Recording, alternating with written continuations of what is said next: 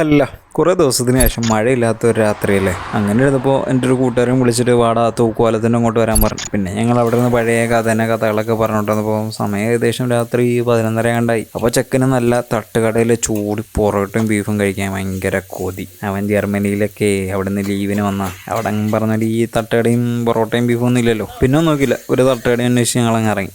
അങ്ങനെയാണ് ഞങ്ങൾ ഇവിടെ എത്തിയത്. ഇവിടെ എത്തിയപ്പോൾ തന്നെ എൻ്റെ പൊന്നോ, നല്ല ചൂട് ബീഫ് ഫ്രൈഡ് വേണം.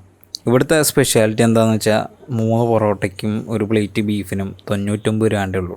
പിന്നെ ഒന്നും നോക്കില്ല, ഓരോ സെറ്റ് വെച്ച് ഓർഡർ ചെയ്ത് ആ ചൂട് പൊറോട്ട അങ്ങോട്ട് എടുത്തിട്ട് ആദ്യം ആ ഗ്രേവി മുക്കിയൊന്ന് കഴിക്കണം. അത് കഴിഞ്ഞ് ചെറിയ ഒരു ബീഫ് കഷ്ണം എടുത്തിട്ട് ആ പൊറോട്ട അങ്ങോട്ട് ഇടുക, അതിൻ്റെ ഇടയിലോട്ട് ഒരു കഷ്ണം വെക്കുക, എന്നിട്ട് ലേശം ഗ്രേവിയിലൊന്ന് മുക്കുക, കഴിക്കുക. ഏതാ ലെവല്. ഞങ്ങൾ വന്നപ്പോൾ അധികം തിരക്കൊന്നും ഉണ്ടായിരുന്നില്ല, അതുകൊണ്ട് തന്നെ ആസ്വദിച്ചിരുന്ന് കഴിച്ച്.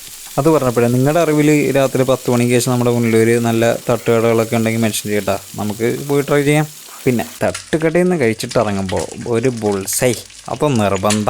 പിന്നെ ബുൾസ കഴിക്കേണ്ട അതിൻ്റെ രീതിയിൽ തന്നെ കഴിക്കണം. ഈ സ്പൂണൊക്കെ കൊണ്ട് മാറ്റി വെച്ചിട്ട് ആ കയ്യിൽ ആ ബുൾസ കൊണ്ട് ഫുള്ളും അങ്ങോട്ട് എടുത്തിട്ട് ആ ചൂടോടുകൂടി ഒന്ന് വയലോട്ടിടുക. ഏതാ ലെവല്. അപ്പോൾ ലൊക്കേഷൻ എവിടെയാണെന്ന് വെച്ചാൽ നമ്മുടെ പുനലൂർ ഫയർ സ്റ്റേഷനില്ലേ, അതിൻ്റെ നേരെ അടുത്തുള്ള ഹോട്ടൽ സഫയാണ്. ഏകദേശം ഉച്ച തൊട്ട് രാത്രി 12 മണി വരെ ഉണ്ട് ഈ കട. അപ്പോൾ ഓക്കെ, ബൈ.